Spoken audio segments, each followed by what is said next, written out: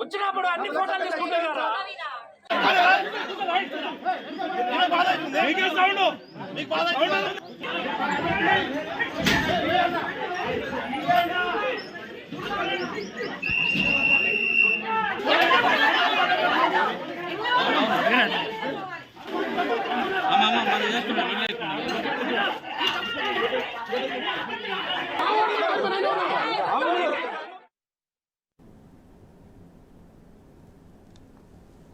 సూర్యాపేటలో కాంగ్రెస్ నేతలు దౌర్జన్యానికి దిగారు. అవిశ్వాస తీర్మానం వేగిపోయిందన్న కక్షతో కాంగ్రెస్ నేతలు అరాచకానికి పాల్పడుతున్నారు.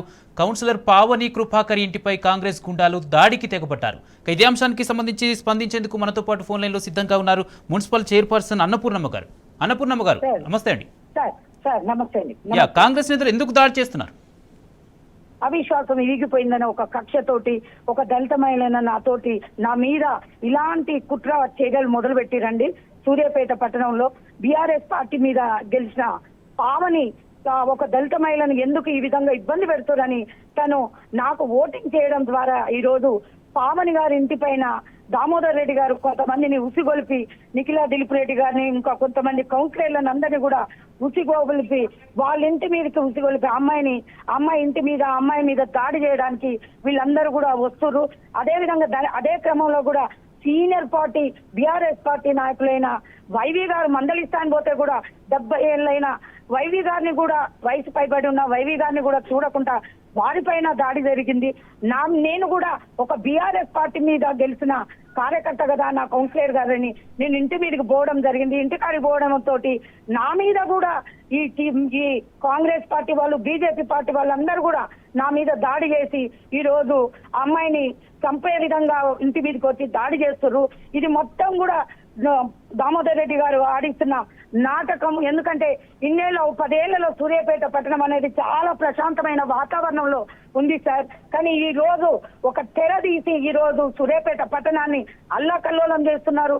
సూర్యాపేట పట్టణ ప్రజలందరూ కూడా చూస్తున్నారు. ఎందుకంటే భూస్వాముల నుంచి వచ్చిన వర్గం కాబట్టి దామోదర్ రెడ్డి గారు ఒక దళిత మహిళనైన నా మీద ఇలాంటి చర్యలకు పాల్పడడం అనేది మేము బీఆర్ఎస్ పార్టీ కార్యకర్తలందరం కూడా ఊకోము, కౌన్సిలర్లకు కూడా ఊకోమని కూడా మేము హెచ్చరిస్తున్నాము. ఎందుకంటే ఈ రోజు మీ అమ్మాయిని పావని మేము రక్షించుకునే విధంలో మేము ఎంతకడికైనా మేము వెళ్తామని కూడా తెలియజేసుకుంటున్నాం. ఎందుకంటే ఈ రోజు దామోదర్ రెడ్డి ఆడిస్తున్న డ్రామాకు ఏ విధంగా మేము చర్మగీతం పాడాలని కూడా మేము అందరం కూడా ముక్క కంఠంగా కూడా మేము అందరం బీఆర్ఎస్ పార్టీ అంతా కూడా ఉంటున్నామని తెలియజేసుకుంటున్నాం సార్.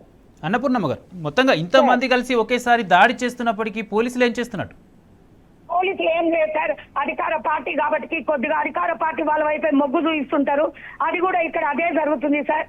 అది మేము ఎంత చెప్పినా కూడా అమ్మాయి మీద దాడి చేస్తారు సార్, ఆ అమ్మాయికి ప్రాణ భయం ఉంది సార్ అని చెప్పినా కూడా అధికార పార్టీలే ప్రోత్సహిస్తూ కూడా మా వైపు ఎలాంటి సహకారాన్ని తీసుకోకుండా వారి వైపే పోలీసులు కూడా మొగ్గు చూపిస్తున్నారు sir. Right, thank you Annapurnamma.